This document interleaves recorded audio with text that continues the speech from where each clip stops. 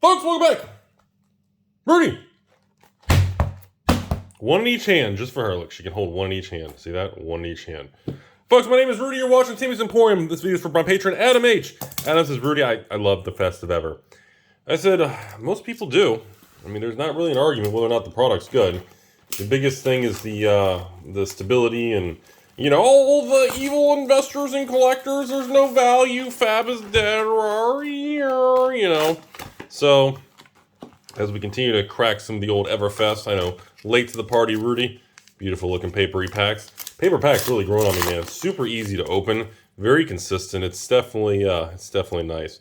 This one is this set was 4. How many commons? 5. I'm trying to remember the order. There it is. Okay, so then you got your foil common, even bigger than that for the Rudy promo for the first rare, double rare. So as of the last week since we've done one of these box openings, market really hasn't changed much. I haven't seen any real upticks or downticks. Things continue to be pretty flat. Our first Majestic, the old Scowa.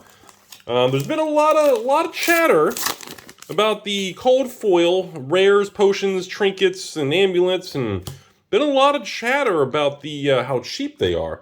That's been a pretty big thing. Some people are like, oh, should we buy them all out? What do you guys think's happening? I mean, these things, you can buy cold foil potions and think the cold foils aren't special anymore. They're like $5, $4 online. Hey, extended art, slicey and dicey.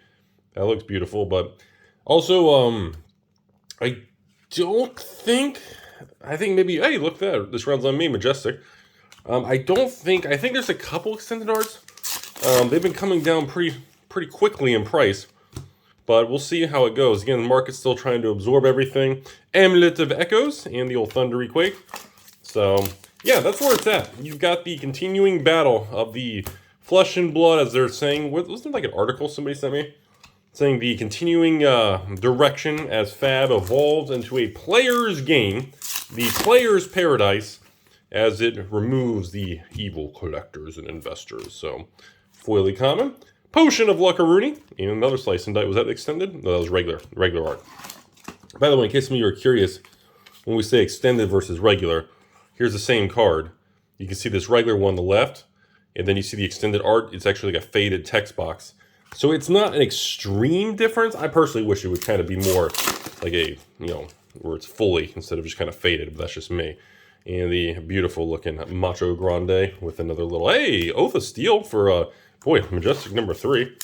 So, anyways, that's been a lot of the chatter. The market as a whole, I have not, ooh, the old pick a card, any card, and the foil rare. Hey, another one. This one's regular and regular. Little deja vu there for the double. You know, the game in the market continues to kind of, how do I say it, find itself. It's trying to determine what it wants to do. And as of right now, the vibe feels that player base and playability continues to expand like craziness. And collectors and investors continue to sit on the sidelines. They're watching. They're not gone, but they are definitely not doing much right now. And there you go, Majestic Microprocessor. I'm going to do a Mechanologist deck. I really want to learn how to play Mechanologist and get a vibe for the synergy of the cards and how it's made. I've been saying that since Arcane, man. I need to do that. One of these days, folks. One of these days. Foily Common, Talisman, and the old Hazaroonie as we go to the second half of this box. Adam, so far, nothing, not really an insanely good opening.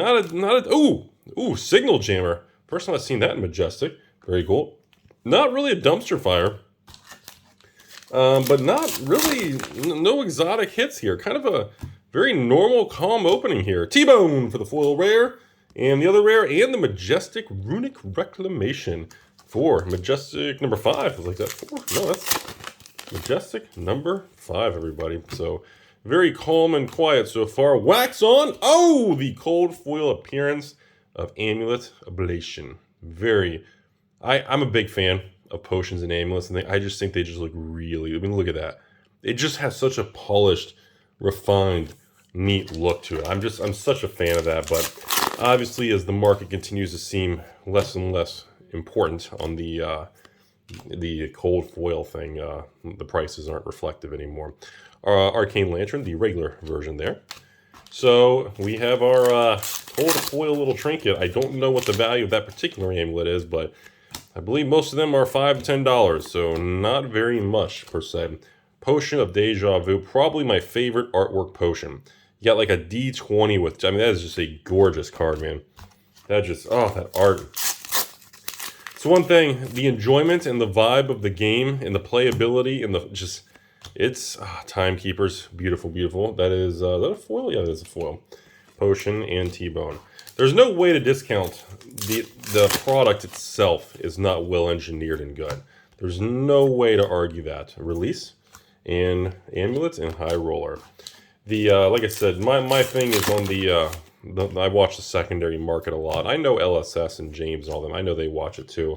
I think everybody does. Hey, Crown of Reflection, a little majestic piece of gear. It is not the cold foil version. We actually got a little headgear. Is that the Prism Illusionist? Yes, it is. I was like, look at that. Got a little headpiece there. Okay. That would have been cool if that was cold foil, man. That would have been epic. Amulet. Beautiful art on that amulet, though. My goodness. Another Thunderquake. So as we get ready to wrap up box 1 here, I'm going to call this a pretty average box opening here. I'm not seeing anything super crazy. Foily common, life of the party, gotta have the Woo Girls in the life. And last 2 packs, pretty smooth opening here, folks. Nothing exotic. Foily rare. Oh, wait, was it a full rare? I can barely see that one. Amulet and Majestic. The old tri-shot, little Ranger action there for Majestic. I know. The old Azalea Rudy Ranger does not get much love still. She will have her day one day, folks. I'm telling you all, she will have her day. I'm just saying. That is the end of box 1. Kind of, I don't want to use the term forgettable, but kind of average. That was an average box opening. There was nothing extremely exotic about that particular box. So we're going to jump right into box 2. See if we can get some really double cold foil or some real good spice here, folks. All right, here we go. Starting off, the old nickety-knack bric-a-brac. Nickety-knack bric-a-brac. That is, I feel like, how the public sees what I look like. That's probably almost exactly what I look like with no clothes, too. Pretty, not too far off, actually. Okay, so we got a little different on the old Majestic there. I'd like to see some of these crazy, really, like the Bravo thing I have not seen in person. I've seen the pictures online, heard about it, but the old Spring Tidings for Majestic number 2. I guess we're getting different pulls compared to box 1. So box 2, Adam, is starting off a little stronger, a little spicier there. That's a nice little start. The old tippity point. We got the Woo Girls for the life of the party. Woo Girl, that's one thing, you know. No matter how you feel about the Woo Girl, she always puts a smile on the face. She always puts a smile on the face. Pulverize, our foil Majestic. Yeah, box 1, we only had 1 foil Majestic, so there's our second one. So, or I'm sorry, there's our first one in the second box, should I say. So, yeah, hopefully we get a little bit more than that. Smashing good time. I love the colors and our beautiful colors and everything on that. Another smashing good time for some Deja Vu. All right. Come on, baby. I want to see some spice. We want to see some Bravo. I've been wanting to see this full art, 2-sided, cold foil Bravo. I just want to see what it looks like, man. Oh, another cold foil potion of Ironhide. Very beautiful. Such a nice, classy, the cold foil. Just such a classy, not overdone, but it just makes it look, it makes it special, but not completely just so flashy. Like, you guys know how, like, Magic did some of those etch cards, and it's just so overdone. It's just terrible looking, man. We got Clarity and the old 8th of Wildfire. That is, I think this is one of the ones that you can get the extended art version. And it's quite, I think the extended art version was 100. And of course, prices continue to drop. I think the extended art version is still about 50 bucks. Still has quite a bit of value, though. Pick a card, any card, with the old Thunderquake. So far, both of our cold foils are amulets and potions. So hopefully we get a third or something special there. Strongman. And full rare with a potion and high roller coming in again. All right. Here we go, folks. Keep it going. We're looking for the spice. And tippity point, pick a card. And hey, swing big. Dude, that's one thing. The Brute artwork is always such, like, look at that, man. That is just, it's very Brute. It's very just raw, broad, just swing big sticks. Raw, melee, raw, you know. All right, amulet and release. All right, so we are in the left side of the box, halfway point of box 2. Adam getting towards the end here, hoping for something in the surprise ending here. Another Woo Girl. Adam, you clearly like your Woo Girls. That's about 3 or 4 Woo Girls in the last 10 minutes of this video. So they are definitely making their appearance. Well known, folks. Amulets again, and the 100 Man. Yeah, I'm hoping. I'd like to still see another cold foil, or I really want to see one of those spicy cards, those special ones. High Roller and old Wizard Attack there. I don't know. I know people, every time I do a fab video, everyone will always ask me, Rudy, what about the value? What about the sealed box? What about the market? Thunder rolling. I don't have an answer, folks. I don't have an answer. Because, you know, I can't, you know, no matter how much we joke in the memes about Rudy controls the market, you know, another woo. Golly, really, Adam. It's like a 4th or 5th woo girl. Come on, bro. Come on. You're getting a little, you know, getting a little greedy on the woo girl party time. But you know, no matter how much we joke about controlling the market and memes and fun things, at the end of the day, you know, the market's going to do what's going to do. And unfortunately, the market continues to be very, you know, on the financial side and the store selling singles, and the secondary market of the singles continues to be more on the weaker, riskier side. But player-based decks and enjoyment and, you know, spreading of the game continues to be very strong. We still have that kind of, I love that art. Look at that talisman, man. So again, everybody was asking me this stuff. Well, what do we do? Is it going to come back? Do we do invest in Fab again? I said, look, I don't have an answer. I know Fab and the company has their, foil majestic. Hey, that's a second foil majestic. Break Tide. I know they've got, and a Winds of Eternity. That's a double majestic pack. That's cool. You know, I don't know what's coming with this Fab 2.0. I know they're restructuring the booster boxes and possibly distribution. We don't know. Okay.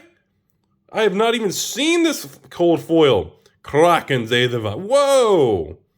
Dude, it's a two-handed wizard staff. Wow. I have not even seen that foil majestic. Wow. Okay. So this box too, Adam, turned out to be a good box, man. You got a double cold foil box with a nice majestic in the close. Hey, you know, there's always a market for these foil tokens, man. There's always people who want to foil out their decks, man, with those tokens. Dude, that's okay. Anyways, but I know we're about to wrap up the video. I'll give you guys my closing 2 cents here. Even bigger than that. Hey, ready to roll? Nice little brute, typical crazy brute artwork there. All right, and we're ending the video today right here into the close. Foil rare with a talisman, and that's it. Again, I'll comment real quick here. Again, we talk about it every time, but, you know, look. The market and the player base and the spread and awareness of the game is the strongest it's ever been. Okay? You cannot argue against that. Fab has been continuing to make very blunt, straightforward, you know, moves that they want it to be a player's game. They want it to spread and play the game, organized play. They want it. And that's their objective. They feel that's the most important factor and variable to push the game forward. I cannot argue against that because, you know, the game is now 3 years old, or approaching 30 years. Are we at the 3? You know, from 2019, you know, we're getting ready to go into Q2 2022. And they are, you know, this is the sixth, ladies and gentlemen, the 6th expansion. Again, we can't complain or say much when the product line is already at 6 expansions and still going strong. I mean, what, the weakest set is considered Monarch after the boom and bust? And even then, I mean, Monarch boxes stopped going down. They're sitting at that 160 to 180. You know, the market isn't really tanking. It's just kind of, it's trending sideways. So, is there ever going to be a return of a lot more strength in the secondary market, and the cards and everything, and the values, and selling singles, or doing a mass box opening and store? I just don't know, folks.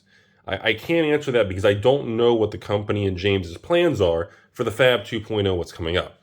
I do believe that they do care about maintaining value of the cards. Again, one of their slogans is, again, bringing people together to play and collect great games. You know, they've quoted that and everything. We've talked about that. You know, the point of the cards is to collect them, have some neat ones, play the game, and have collectible value to make them special. You know, so you know that is a fact. Now, are they going to try to really pull up that side of the market? I don't know. I don't believe that they believe that it's really that important at this point in time to do much to that segment of the market. Well, and I could be wrong. Maybe this new overhaul, and maybe that is addressed. I just don't know. But I can tell you, the facts are, you know, at this point in time, seeing, you know, cold foil potions and amulets and things, and the new set immediately being $3, $5, $8, $9 a card for cold foil is a little it's a little concerning. It's a little like, whoa, okay, that's... I never thought I would see a new release product within 30 days have cold foils that are, you know, $5 and like $3, $4, $5. I never thought I'd see the day. So I never predicted that. I got that wrong. So that's where we're at, folks. I don't have much else to say. It's kind of a waiting game right now. Everybody's waiting to see what happens.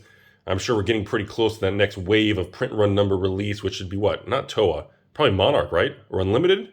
Maybe some Unlimited print run numbers from Unlimited boxes? Or maybe Monarch.